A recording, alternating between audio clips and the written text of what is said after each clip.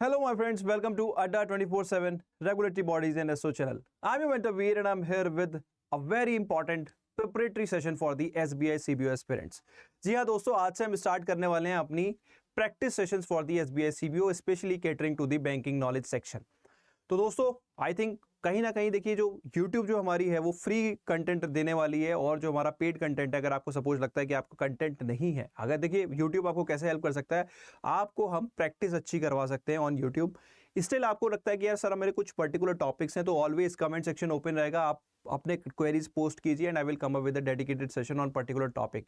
And to end थोड़ा सा content करवा पाना पॉसिबल नहीं है. प्रैक्टिस हम आपको एंड टू एंड कराने की कोशिश करेंगे, तो उसी से related this is our class number 1. तो I hope you are ready.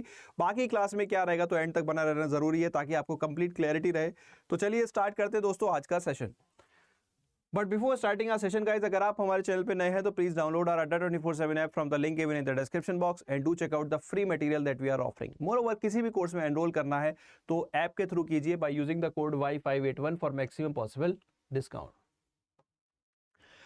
सो दोस्तों, एक और छोटी सी रिक्वेस्ट है कि जल्दी से चैनल को सब्सक्राइब कर दीजिए, वीडियो को लाइक कर दीजिए, और आपका कभी भी कोई भी क्वेरी आता है तो आप हमेशा कमेंट सेक्शन में पोस्ट कर सकते हैं. We will be there to answer all your queries. चलो तो दोस्तों, आज का जो सेशन होने वाला है वो होने वाला है आरबीआई एंड इट्स फंक्शंस पे. बेसिक से क्वेश्चंस रहेंगे, इजी क्वेश्चंस रहेंगे, ताकि आप कंफर्टेबल लेवल पे रहें. बट कुछ क्वेश्चंस ट्रिकी भी रहने वाले हैं, आपको मजा आएगा एंड तक. तो अगर मैं ऑनेस्टली बोलूं तो 20 क्वेश्चंस यहाँ पे आपके लिए निकाले हैं. Most important 20 questions from the RBI and it's functions topic. Next topic कौन सा रखना है वो आप मेरे को कमेंट सेक्शन में बताइएगा. उसी टॉपिक से नहीं तो मैं अपनी मर्जी से एक टॉपिक ले आके आऊंगा, या फिर इसी आरबीआई टॉपिक को कंटिन्यू करेंगे, क्योंकि आरबीआई अपने आप में बहुत वास्ट टॉपिक है. तो दोस्तों, here is your question number 1. Screen पे क्वेश्चन रहेगा. For few seconds I will remain silent. Question को रीड करने के बाद then I will give the right answer. तो यही हमारा ट्रेंड रहने वाला है. चलिए, तो here is your question number 1. 15 seconds to read up the question, बाकी फिर मैं रीड करके आंसर करता हूं.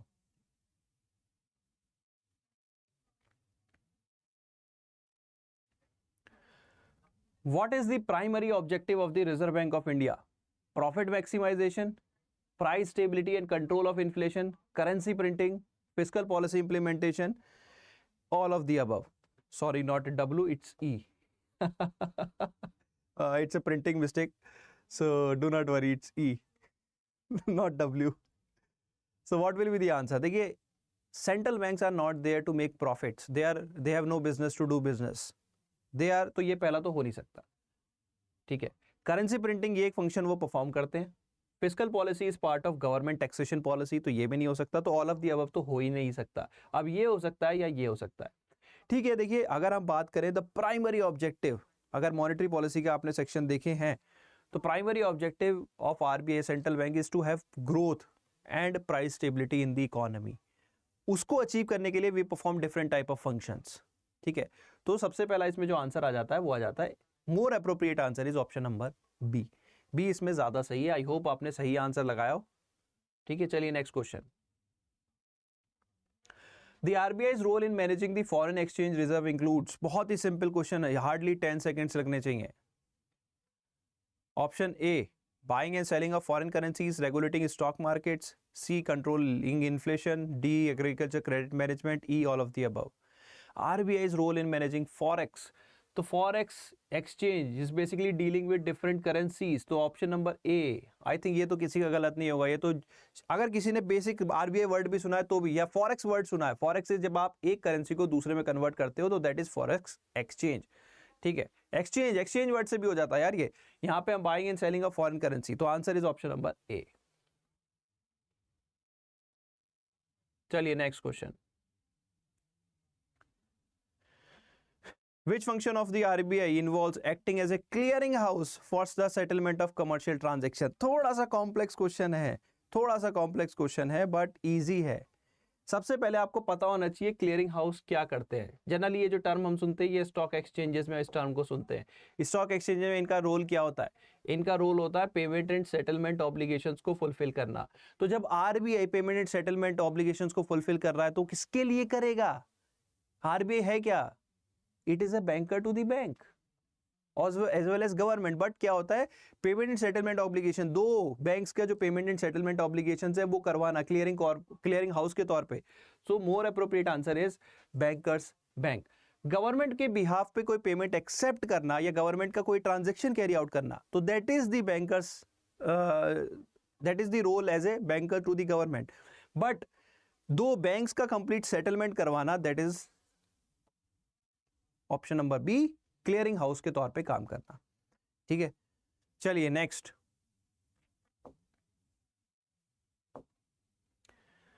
Question number 4, the economy is experiencing high inflation. तो high inflation is the key. What action could the RBI take to address this situation? क्या करे RBI इस सिचुएशन को टैकल करने के लिए? Option A, increasing the cash reserve ratio, reduce the repo rate, sell government securities in open market, decrease the statutory liquidity ratio, none of the above.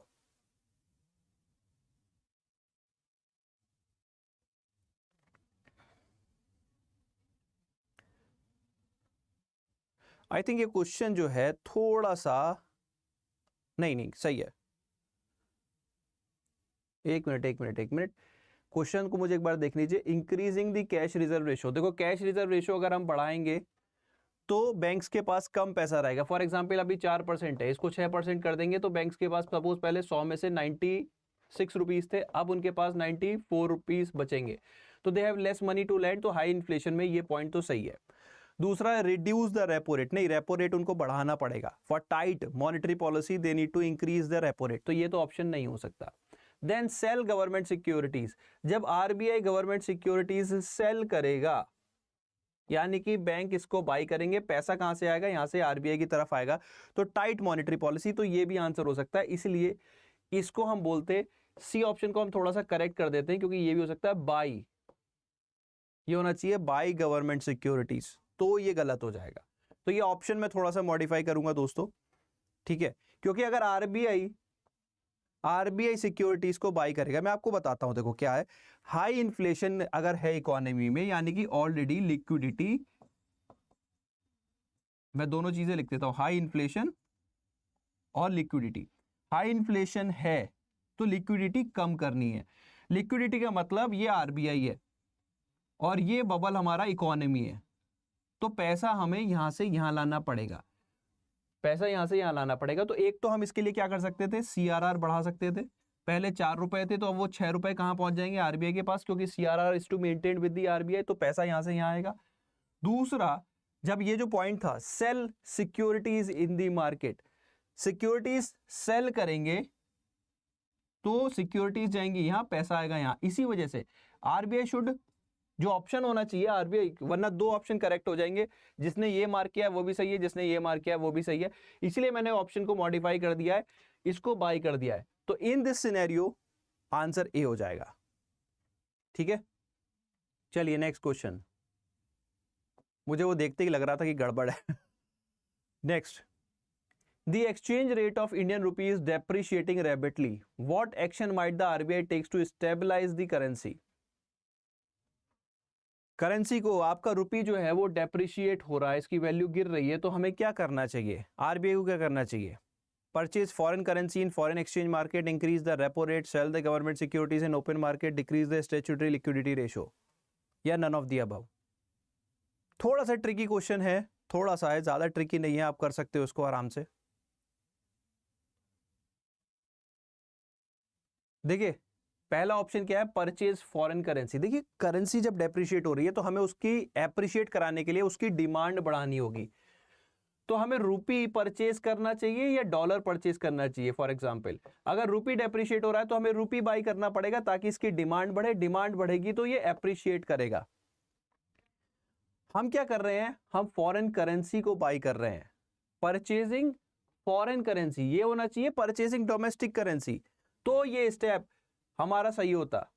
हम foreign currency को बढ़ा रहे हैं यानी कि हम इसकी डिमांड बढ़ा रहे हैं, इसकी नहीं, तो दैट मींस अगेन रुपी और डेप्रिशिएट होगा, तो ये आंसर नहीं हो सकता। और बाकी ये जो तीन ऑप्शन है they are related to monetary policy, not with the foreign exchange. इनका मॉनेटरी पॉलिसी पे ज्यादा इंपैक्ट होता है रेदर देन फॉरेन एक्सचेंज, तो यहां पे आंसर हो जाएगा ई, नन ऑफ द अबव। अगर ये डोमेस्टिक करेंसी होता तो ये सही आंसर हो जाता, क्योंकि आपकी करेंसी डेप्रिशिएट हो रही है, उसको अप्रिशिएट करने के लिए आपको उसकी डिमांड बढ़ानी पड़ेगी। चलिए नेक्स्ट क्वेश्चन।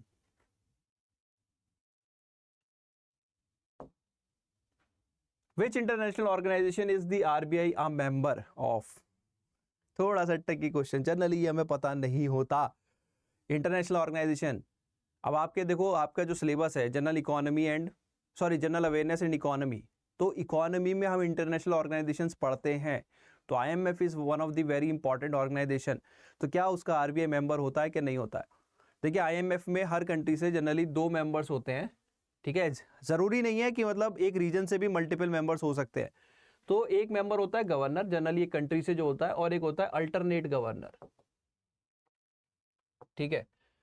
तो इंडिया से जो गवर्नर है वो है आपकी फाइनेंस मिनिस्टर, और जो अल्टरनेट गवर्नर हैं वो हैं आपके आरबीआई के governor, which is Shaktikanta Das. तो 2 मेंबर रिप्रेजेंटेटिव होते हैं फ्रॉम अ नेशन। तो this is the answer, option number ए। बाकी जगह आरबीआई नहीं होता, ठीक है। तो answer is option number A. Next question पे आते हैं, थोड़ा सा ट्रिकी क्वेश्चन था, आई hope you have enjoyed the question. Next, the national electronic fund transfer is a system of electronic transfer of money operated by the RBI, ठीक है। What is the maximum limit for NEFT transaction as of 2023? 1 lakh, 5 lakh, 10 lakh, 50 lakh. मुझे पता है बहुत सारे बच्चे जो है इसका आंसर करेंगे 5 lakh, but this is not the limit. 10 lakh करेंगे, this is again not the limit. The limit is as decided by the respective bank. तो रेस्पेक्टिव बैंक अपनी कोई भी लिमिट रख सकते हैं, कोई भी अपर कैप नीफ्ट का नहीं है as of now, no upper ceiling is there. तो answer is option number E. 5 lakh आप स्टैंडर्डाइज नहीं कर सकते ना, हर बैंक का अपना अपना है, किसी का 8 हो सकता है, किसी का 10 हो सकता है, कोई ज्यादा भी रख सकता है, ठीक है। चलिए नेक्स्ट क्वेश्चन।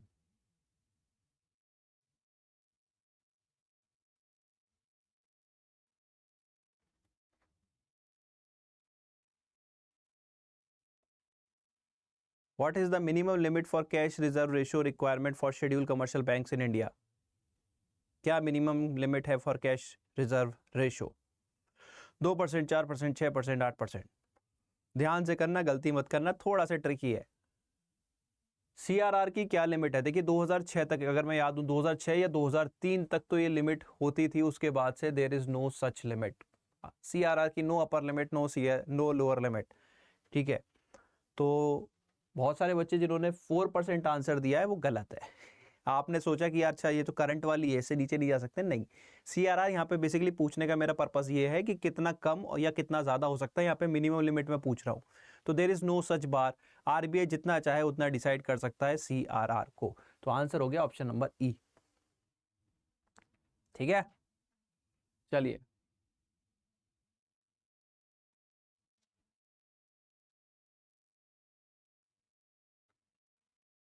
बहुत ही सिंपल बट ट्रिकी क्वेश्चन, ध्यान से करना। When was the reserve bank of India established? 1934, 1947, 1950, 1969, या none of the above?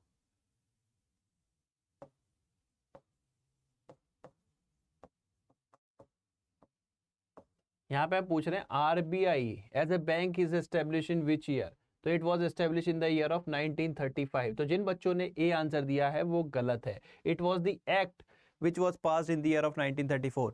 The RBI was established in the year of 1935. तो answer is option number E, E, ठीक है।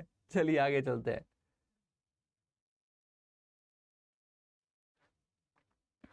The RBI is responsible for supervising and regulating of various financial institutions. Which of the following is not under the regulatory purview of the RBI? इनमें से कौन से regulatory purview में नहीं आता RBI के? Commercial banks, NBFCs, credit societies, cooperative banks, या none of the above, all are part? तो अगर आपको लगता है ऑल आर पार्ट तो आप ई लगा सकते हैं, या आपको लगता है कोई एंटिटी जो रेगुलेट ना हो तो वो कौन सी है? बहुत ही simple, answer is credit societies. देखिए क्रेडिट सोसाइटीज क्या होती हैं? They are regulated under respective state laws. They are formed under respective state laws and regulated by registered cooperative societies formed under respective state laws. So answer हो गया यहाँ पे सी। यहाँ पे ना नाबार्ड का रोल होता, ना यहाँ पे आरबीआई का रोल होता। चलिए एक कोऑपरेटिव बैंक और क्रेडिट सोसाइटी में यही मेजर डिफरेंस है। नेक्स्ट आते हैं, how do open market operations influence the money supply in the economy. Open market operations, इसका मैं आपको मीनिंग बताऊं, चलो पहले ऑप्शंस पढ़ लेते हैं। By directly controlling interest rate, option number A. Option number B, by buying and selling government securities. Option C, regulating commercial bank reserves. D, by setting credit limit for banks. E, none of the above. तो क्या answer होगा?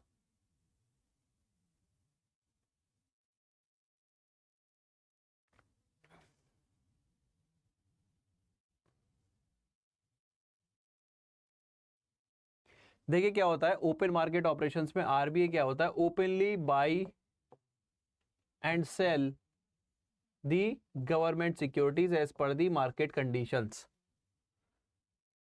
तो यहां पे क्या answer हो गया? B, बहुत ही सिंपल। चलिए next,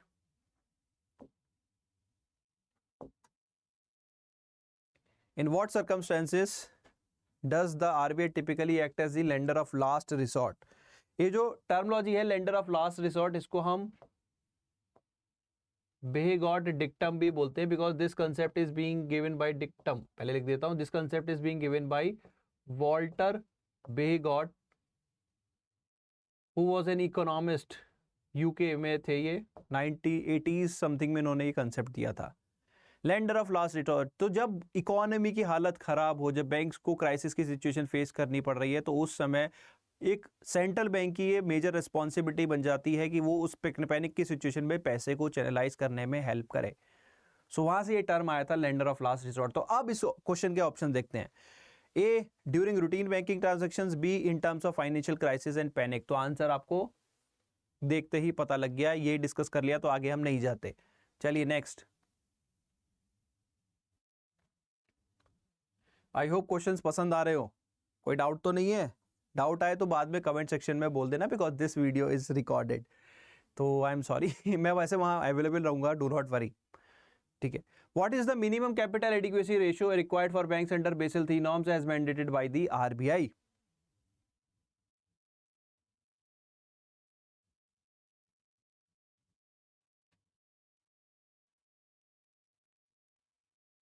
What is the minimum capital adequacy ratio required for banks under Basel III norms as mandated by RBI?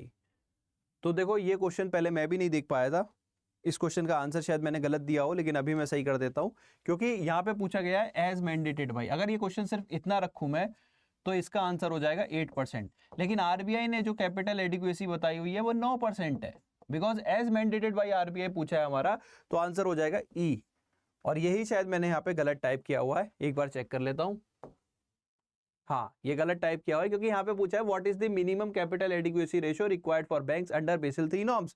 अगर ये इतना होता तो मैं इसको 8% बोल देता, क्योंकि बेसल III ने 8% बोला है, लेकिन एज मैंडेटेड बाई आरबीआई, तो आरबीआई ने कितना बोला है? 8 नहीं बोला, उसको बढ़ा के 9% बोला है, ठीक है। तो आंसर हो जाएगा यहाँ पे ई, ना कि बी नहीं होगा, ई होगा। तो I will correct this in the PDF, और आपको पीडीएफ मैं बता दूंगा एंड ऑफ द सेशन कैसे मिलेगी। तो बस थोड़े से क्वेश्चंस और हैं, उसको जल्दी से सॉल्व कर लेते हैं। RBI conducts asset quality review to assess the health of the banks. What is the primary focus of an AQR? Asset quality review का क्या primary purpose है? तो A, assessing the quality of assets and identifying non-performing assets. B, evaluating the efficiency of banking operations. C, examining the marketing strategies of bank. D, analyzing the capital structure of the banks. E, none of the above. तो देखो question बड़ा simple सा है, आप अगर यहाँ पे देखते सिर्फ लैंग्वेज और ऑप्शन से भी ये क्वेश्चन हो सकता है, आधे बच्चों ने तो ए बिना देखे लगा दिया होगा, but the thing is the A is the right answer. Asset quality, देखिए बैंक्स के लिए उनके लोन्स जो होते हैं वो असेट्स होते हैं, तो वो किस लेवल के हैं, किस तरह के हैं, क्या वो हमारे लिए इनकम जनरेटिंग है, तो क्या वो स्टैंडर्ड असेट्स हैं, या उनसे हमारी इनकम में प्रॉब्लम आ रही है, वो स्ट्रेस असेट्स हैं। स्ट्रेस है तो किस तरह के हैं, क्या वो स्पेशल मेंशन अकाउंट है या एनपीए है। तो वो सारी चीजें जो क्लासिफिकेशन हम करते हैं वो बोला जाता है असेट क्वालिटी रिव्यू। और इसको मेजर करने के लिए जो फाइनेंशियल रेशियो हम यूज करते हैं वो होती है एनएनपीए रेशियो। ये कैसे कैलकुलेट होती है? ये होती है net NPA divided by total exposure या फिर टोटल लोन्स। अब ये नेट एनपीए कैसे निकलती है? ये निकलती है gross NPA minus NPA that are secured. Secured मतलब they are backed by the collateral. तो ऐसे लोन्स, ऐसे एनपीए हटा दो, they are backed by the collaterals from the gross NPA total में से, तो आपका नेट एनपीए आ जाएगा और उसे जब टोटल एक्सपोजर से डिवाइड कर दोगे तो आंसर आ जाएगा एनएनपीए रेशो। तो this is how asset quality review is being done. चलिए नेक्स्ट आ जाते हैं, इसका आंसर था ए। What percentage of total bank loans is mandated by RBI to be directed towards priority sector lending? ये जो है बहुत ही सिंपल क्वेश्चन है, एकदम तुरंत विद इन फ्यू सेकेंड्स लगाओ। Answer is 40%। 40% of their adjusted net bank credit और CEOB credit equivalent of balance sheet exposure whichever is higher. चलिए नेक्स्ट, इसका तो मैं डिस्कशन नहीं करूंगा, आगे बढ़ते हैं। Question number 16, what is the limitation period for filing complaints within the ombudsman scheme under the integrated ombudsman scheme 2021? तो कितने टाइम के अंदर आपको कंप्लेन फाइल करनी होती है? 30 दिन के अंदर, 60 दिन के अंदर, 90 दिन के अंदर, 120 दिन के अंदर of the date of cause of action by the regulated entity? क्या होगा? तो आंसर इज 30 डेज से लेके 1 साल तक। आप जिस दिन भी रेगुलेटेड एंटिटी ने उस पर कोई भी एक्शन लिया है, नहीं लिया है, तो उसके अकॉर्डिंग आप 30 दिन से लेके 1 साल तक आप कभी भी ओम्बुड्समैन को रीच कर सकते हो। और ओम्बुड्समैन क्या है? It is a RBI designated. यहाँ पे वैसे तो ओम्बुड्समैन एक गवर्नमेंट ऑफिशियल होता है that looks into the grievances of public, but यहाँ पे हम आरबीआई के रेफरेंस में बोले, इस स्कीम के रेफरेंस में बोले, तो it is a RBI appointed person who will look into the grievances of the person having the complaint against any of the regulated entity. तो आंसर हो जाएगा ए। चलिए आगे आते हैं। As per RBI notification dated August 2022। जी हाँ, इतने पुराने नोटिफिकेशन हमको करने पड़ेंगे, कम से कम 1.5 साल के नोटिफिकेशन अपने को करके जाना पड़ेगा, इतने नोटिफिकेशंस करके जाने हैं। With the objective of giving more flexibility to small finance bank to meet their customers foreign exchange business requirement, it has been decided that all the scheduled small finance banks after completion of at least how many years of operation as authorized dealer category 2 will be eligible for conversion into authorized dealer category 1। तो basically यहाँ पे पूछा गया है small finance bank that are operating as authorized dealer category 2 कितने साल का उनका ऑपरेशन होना चाहिए ताकि उन्हें हम ऑथराइज डीलर कैटेगरी 1 में कन्वर्ट कर दें? 1 साल, 2 साल, 3 साल, 4 साल, 5 साल? जल्दी से। तो आंसर हो जाएगा यहाँ पे 2 साल। ये जो नोटिफिकेशन है अगस्त 2022 का है, ठीक है। तो इतने पुराने नोटिफिकेशंस भी हमें करने हैं, डू नॉट वरी, हम उन्हें कवर कर लेंगे यहाँ पे, ठीक है। तो ऑथराइज डीलर्स क्या होते हैं? ऑथराइज डीलर्स वो एंटिटी होते हैं जिनके थ्रू आप फॉरेन ट्रांजैक्शंस कर पाते हैं, ठीक है। बहुत सिंपल टर्म्स में इसमें 3 कैटेगरी होते हैं। एक होता है डीलर कैटेगरी 1, कैटेगरी 2, कैटेगरी 3। किसी वैसे अगर मैं बात करूं, आप मेरी फाइनेंशियल अवेयरनेस की जो क्लास होती है शाम को 5 बजे, अगर आप उसमें जुड़ते हैं तो ये सारी फाइनेंशियल टर्म्स हम वहाँ पे कवर करते हैं, तो वहाँ पे आपको इनके आंसर्स भी मिल जाएंगे। तो वो वाली क्लास भी आप फॉलो कर सकते हैं। तो यहाँ पे आंसर हुआ बी। चलिए next. According to the RBI act, what is the maximum number of directors that can be appointed to the central board of directors of the RBI? या सेंट्रल बोर्ड ऑफ आरबीआई में जो maximum number होता है वो कितना होता है? वो होता है 21। Governor, 4 deputy governor, 4 local board representatives, 2 are from the ministry of finance and 10 are nominated by the government of India. तो टोटल हुआ 21 मेंबर्स, मैक्सिमम कंपोजिशन। तो आंसर हो गया सी, ठीक है। चलिए आगे आते हैं।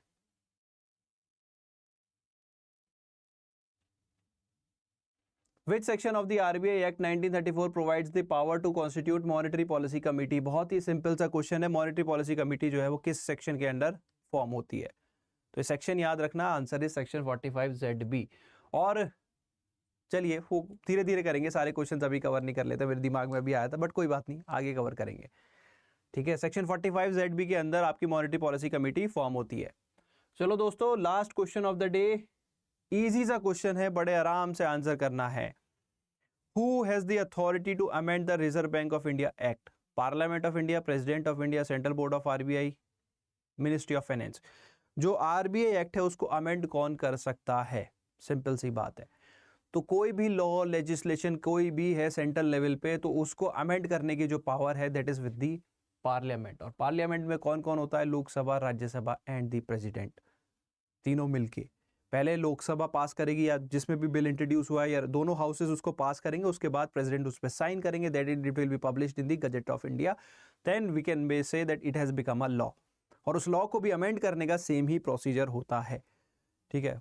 वो बात और है मनी बिल या उस तरह की डिटेल में हम नहीं जा रहे, वो पॉलिटिकल एंगल पे हो जाता है। जो बेसिक आइडिया होता है वो मैंने आपको दे चुका। तो this was 20th question, answer is a. I hope दोस्तों आज की जो सेशंस हैं वो आपको पसंद आए हो, मज़ा आया हो। इसी तरह से अगर आपको आगे की क्लास में कंटेंट चाहिए तो please do give me a like, do share with your friends. And अगर आपको कंटेंट में कोई भी हेल्प चाहिए तो we have a dedicated batch, banking knowledge, static as well as all the other subjects will be covered along with the current affairs also. Yes, हाँ, current affair में अगर आपको कोई भी प्रॉब्लम आ रही है तो शाम को 5 बजे मेरा सेशन होता है, banking and finance current affairs daily. अभी हमने वहाँ पे सितंबर अक्टूबर मंथ अभी हमने स्टार्ट किया है, ऑलमोस्ट एक वीक, फर्स्ट वीक का हमारा कवर हो गया, तो डू नॉट वरी, आप वहाँ पे हमारे साथ ज्वाइन कर सकते हैं। वैसे मेरा सजेशन रहता है कि गो विद द रेगुलेटरी का महापैक या बैंक महापैक प्लस, क्योंकि इसमें आपको मल्टीपल एग्जाम्स की कवरेज मिलती है। बाकी आप अपनी रिक्वायरमेंट देख लीजिए। कोड इज Y581 ताकि आपको मैक्सिमम डिस्काउंट मिले। कहाँ से? ऐप के थ्रू एनरोल कीजिएगा। So guys that's all. पसंद आया है तो प्लीज़ एक कमेंट जरूर कीजिएगा, या आपकी जो क्वेरीज हो वो कमेंट बॉक्स में जरूर दीजिएगा। Do give me a like, do share it with your friends also. So for now I am your mentor Veer, signing out.